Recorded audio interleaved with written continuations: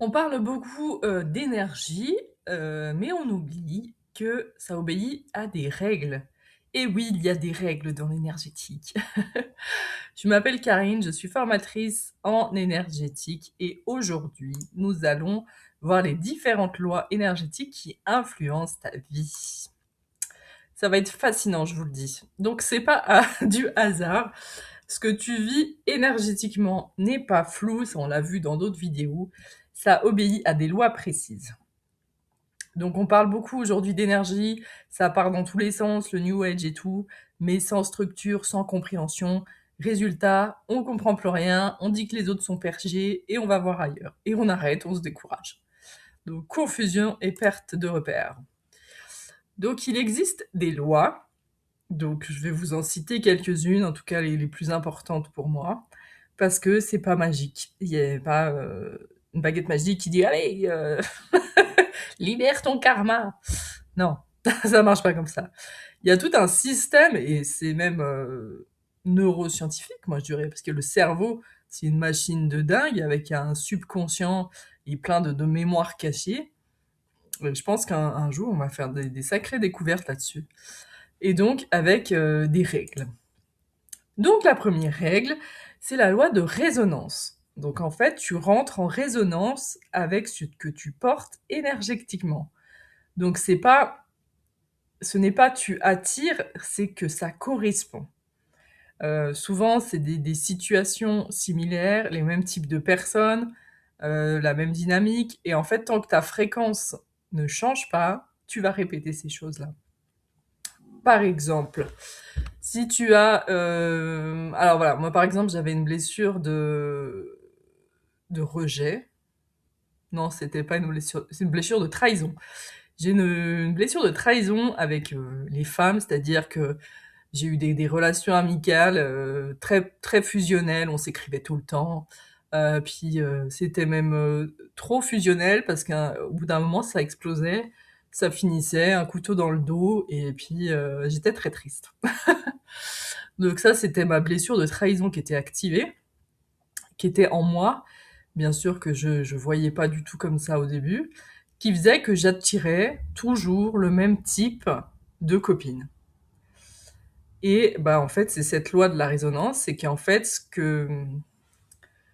que tu attires, ce que tu portes en toi énergétiquement, il demande à être libéré et il va essayer de te le montrer d'une certaine façon en te répétant certaines situations, en te mettant sur ta route toujours les mêmes personnes qui vont agir dessus. Et en fait, voilà, ça résonne. Alors bien sûr, là, je vous parle du mal, mais ça peut aussi agir bien sûr dans le bien, c'est-à-dire que vous allez rencontrer ce qu'on appelle des âmes sœurs, donc des gens qui vraiment qui résonnent avec vous d'une bonne façon. C'est vrai que moi, ça part toujours dans le mal, il faut que j'arrête. Mais oui, il y a aussi les bonnes, c'est-à-dire que quand vous attirez une âme sœur, c'est génial, que ce soit amical ou amoureux. Vous rentrez en résonance avec une personne parce que vous avez des choses à travailler avec elle de façon positive. Donc, ce qui nous amène à la loi de répétition, c'est-à-dire que tout ce que tu n'as pas compris se répète. C'est pas pour te punir, mais c'est pour être vu, pour être conscientisé. Donc, tu vas répéter les mêmes schémas, les mêmes blocages, les mêmes situations, sous différentes formes, parce que le concept est vicieux quand même. La logique de l'univers, voilà, est quand même vicieuse.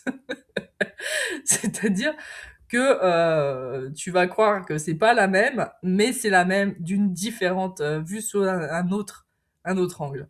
Des fois, c'est pas toujours facile à voir tout de suite.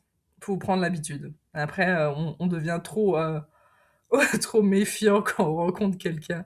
On se dit, oh là, attends, il y a anguille sous roche, baleine sous caillou, je crois. Donc ça, bah, c'est la loi de la répétition. Il y a la loi d'interaction. Donc, c'est-à-dire qu'en fait, t'es jamais seul énergétiquement.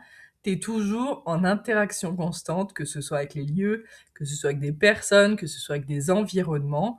Et bah, en fait, concrètement, ça va te... Il y a des personnes qui te drainent. Tu sais pas pourquoi tu es fatigué après leur avoir parlé. il y a des lieux qui te pèsent, tu te sens pas bien quand tu es rentré dedans, ou tu es mal à l'aise. Et il y a des certaines situations qui vont t'impacter enfin, plus que d'autres, en fait. Donc, c'est cette loi d'interaction qui dit qu'en fait, on n'est jamais seul. Il y a toujours quelque chose qui vient perturber vos énergies, en bien comme en mal. Allez, on se rattrape un peu. La loi de cause invisible, c'est-à-dire que tout est fait à une cause, mais qu'elle n'est pas toujours visible. La super logique de l'univers, un peu vicieuse, elle est là. Donc voilà, moi ça a été le travail de ma vie d'analyser où est la cause invisible de cette situation que j'attire. Mais c'est en fait c'est intéressant, des fois ça fait mal, hein, mais le concept est intéressant en fait. Quand on a compris le concept de la logique de l'univers, après on se dit bon c'est bizarrement foutu, mais ça marche. Donc concrètement, bah, des blocages sans raison apparente, des fatigues, des situations qui sont figées ont souvent cette origine invisible dont je parle souvent dans mes vidéos, et on va venir libérer cette origine en prenant conscience. Mais voilà, c'est cette loi comme quoi il n'y a rien qui arrive par hasard, il y a toujours une cause invisible. La loi de vibration, ça c'est ma préférée.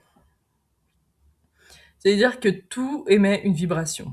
Tes pensées, tes émotions, ton état intérieur émet une vibration. Et même ce que tu portes en profondeur. En fait, souvent, bah, c'est un peu en lien avec la loi d'attraction, où en fait, tu veux attirer quelque chose à toi, donc tu vas répéter des choses, tu vas faire tout, comment dire, te focaliser sur des objectifs et tout, avec cette loi d'attraction. Mais en fait, tu vas pas attirer ce que tu veux, tu vas attirer ce que tu vibres. Et ça, moi, j'ai mis très longtemps à comprendre ce que ça voulait dire. Parce que tu veux... voilà, moi j'ai un problème avec l'argent, par exemple, étant un chemin de vie 8. Les chemins de vie 8 se reconnaîtront dans ce problème avec l'argent. C'est-à-dire que que j'y passé, mais je sais pas combien de soins énergétiques, de mantras là, pour attirer l'argent, de phrases à répéter pendant 21 jours sous pleine lune, pour je veux de l'argent, je vibre la richesse et tout. Ça ne marchait pas. Pourquoi? Pourquoi ça ne marchait pas alors que j'étais focus là-dessus? Bah parce qu'en fait, ce que je vibrais, et c'est différent, donc les vibrations de mon état intérieur n'étaient pas du tout en accord avec l'argent. Ça peut être donc bah voilà, j'ai un vœu de pauvreté. Le vœu de pauvreté, il est là, donc t'as beau réciter tout ce que tu veux, ça ne marche pas puisque ta vibration, elle est calibrée là-dessus.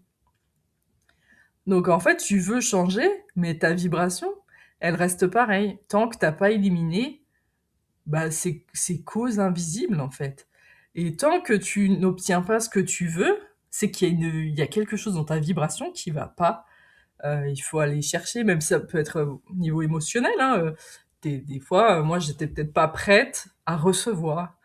L'abondance, c'est un truc que tout le monde veut et qui est dur, je trouve, parce que des fois, on se rend pas compte qu'on n'est pas prêt à recevoir de l'argent, qu'on a tout un subconscient d'auto-sabotage, de mécanismes qui font que bah, l'argent, c'est vécu comme un danger. Donc on a beau faire tout ce qu'on veut, si on vibre euh, ces énergies-là, et ben en fait la réalité ne va pas changer d'un poil. Et c'est très frustrant. Donc on ne vit pas ce qu'on veut, on vit ce qu'on vibre. D'où l'intérêt de travailler sur les causes invisibles. Puisque finalement, on va changer de vibration pour être de plus en plus aligné avec notre âme, notre essence, pour vraiment attirer ce qu'on veut. Mais ça, c'est vachement dur, je trouve. Mais voilà, moi, j'ai remarqué que je peux attirer ce que je veux en termes d'objets, mais je n'arrive pas à attirer l'argent concrètement. Et ça, c'est tout le chemin de ma vie 8 qui demande beaucoup de travail. Mais je vais y arriver. Et un jour, je vous ferai une vidéo de comment j'y suis arrivée. Tout ça pour dire qu'on est tous en chemin, qu'on a tous des choses à travailler et voilà, pas de jugement là-dessus. Donc il faut changer de lecture et tu manques pas de volonté, tu manques de lecture et ça s'apprend.